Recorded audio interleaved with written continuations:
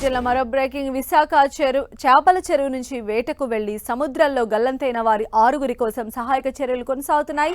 సముద్రంలో గల్లంతైన 6గురి కోసం navy, marine, coast guard సిబ్బంది తీవ్రంగా శ్రమిస్తూ ఉన్నారు. సమాచారం తెలుసుకున్న వెంటనే రంగంలోకి దిగి రెస్క్యూ ఆపరేషన్ చేపట్టారు. మొత్తం 7గురు మత్స్యకారులు చేపల వేటకు వెళ్లగా వారిలో ఒక్కరు మాత్రం సేఫ్ గా బయటపడ్డారు. మిగిలిన 6గురి ఆచూకీ లభ్యమవ్వకపోవడంతో బాధిత కుటుంబ సభ్యులు కన్నీరు మున్నీరుగా విలపిస్తున్నారు. తమ వారి ఆచూకీ తెలుసుకుని సేఫ్ గా తీసుకురావాలంటూ వేడుకుంటున్నారు. ఈ నెల 1వ తేదీన విశాఖ చేపల రేవు నుంచి బోట్లో చేపల వేటకు వెళ్లారు 7గురు మత్స్యకారులు. వీరిలో విజయనగరం జిల్లా భోగాపురం మండలం ముక్కాంకు చెందిన చిన్న గరగయ్య, అప్పలరాజు, కె చిన్నయ్య, సీతోడు, విశాఖ జిల్లా భీమిలి మండలం పెదనాగమయ్య పాలానికి చెందిన బండయ్య, విశాఖకు చెందిన చిన్నామోరు ఉన్నారు. అయితే బంగాళాఖాతంలో అల్పపీడన కారణంగా సముద్రం అల్లకల్లోలంగా మారింది. ఈ విషయాన్ని కుటుంబ సభ్యులు వారికి ఫోన్ చేసి చెప్పారు.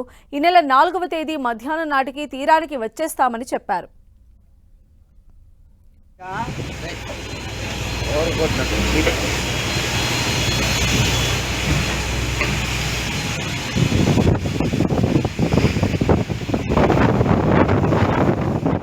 శనివారం సాయంత్రం వరకు రాకపోవడంతో 6గురికి ఫోన్లు చేశారు కుటుంబ సభ్యులు. వారి ఫోన్లు స్విచ్ ఆఫ్ అవ్వడం, సిగ్నల్స్ లేకపోవడంతో తమ వారికి ఏమైందోనని తీవ్ర ఆందోళనకు గురయ్యారు.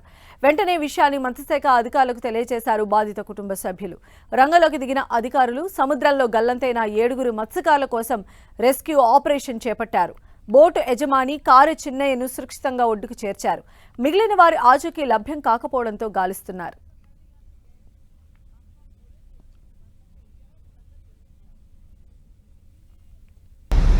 మా పెద్ద నీటం చిప్పు కనిపిస్తుంది అన్నయ్య, వెళ్దాం అక్కడికి వాడ అని చెప్పి తమ్ముడు నాకు కాళ్ళు కనపడి తెరబడుతున్నాయి, మీరు వెళ్ళండి అని అన్నాడు. 4గురు వచ్చాము. 4గురు వస్తే నేను వచ్చాము. ముందు ఈదికి వస్తున్నాను కావాలి, సిప్పు కాడికి వెళ్ళాలి, సిప్పు ఉంది. మనం ఈ ముగ్గురు ఏదైనా పోతామండి. ఏదైనా పోతే మరి చచ్చిపోతాను, సిప్పు కానీ తప్పకపోతే నేను గగల్లో వచ్చి నేను వాడ యాంకర్ పట్టించాను.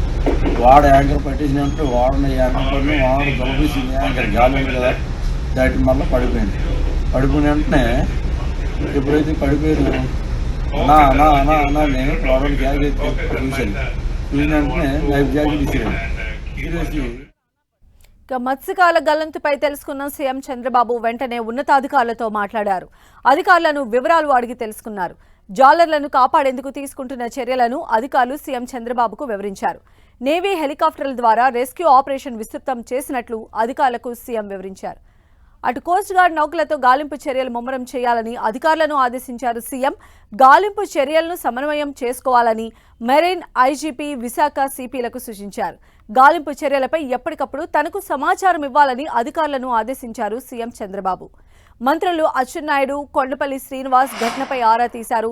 వెంటనే జిల్లా కలెక్టర్, ఎస్పీతో ఫోన్లో మాట్లాడి వివరాలను అడిగి తెలుసుకున్నారు. యుద్ధ ప్రాతిపదికన గాలింపు చర్యలు చేపట్టాలని అధికారులను ఆదేశించారు. మత్స్యకారుల కుటుంబాలకు ప్రభుత్వం అండగా ఉంటుందని భరోసా ఇచ్చారు మంత్రి కొండపల్లి శ్రీనివాస్. ఉన్నటువంటి సిచ్యువేషన్ చింతిస్తూ మరి గాలింపు చర్యలు అయితే ఇంకా కూడా చేస్తున్నారు.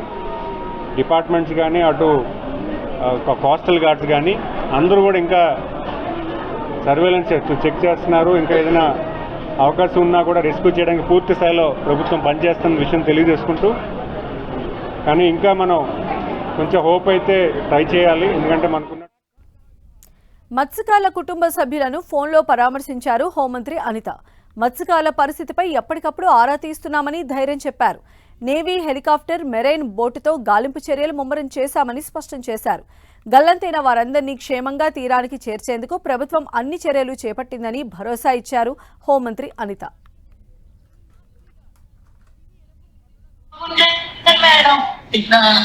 వాళ్ళ బోట్ ఓనర్ ఎవరైతే ఉన్నారో అప్పారావు గారు ఆచూకీ కనుగొనడం జరిగింది. తను ఇచ్చిన ఇన్ఫర్మేషన్ మేరకు ప్రిలిమినరీగా బోటు తిరగబడటం వల్ల ఈ ప్రమాదం జరిగిందని చెప్పి ఆయన ఇన్ఫర్మేషన్ ఇచ్చారు. అయితే మిగతా వాళ్ళందరూ కూడా గాలింపు చర్యలు చేపట్టడం జరిగింది. వాళ్ళందరూ కూడా రెస్క్యూ ఆపరేషన్స్ చేయడానికి ఈరోజు నేవల్ వాళ్ళ దగ్గర నుంచి కూడా ఒక హెలికాప్టర్ ఈరోజు గాలింపు చర్యల్లోని ఈరోజు పనిచేస్తుంది. అదేవిధంగా కాకినాడ నుంచి వచ్చిన మెరైన్ బోట్ కూడా ఈరోజు గాలింపు చర్యలు చేపడుతోంది. మత్స్యకారుల కుటుంబాలకు అండగా నిలబడేదానికి, ముఖ్యంగా ఎవరైతే మత్స్యకారులు కనిపించట్లేదో వాళ్ళ ఆచూకీ కనుగొనడానికి డిపార్ట్మెంట్ సాయశక్తుల ప్రయత్నం చేస్తుంది.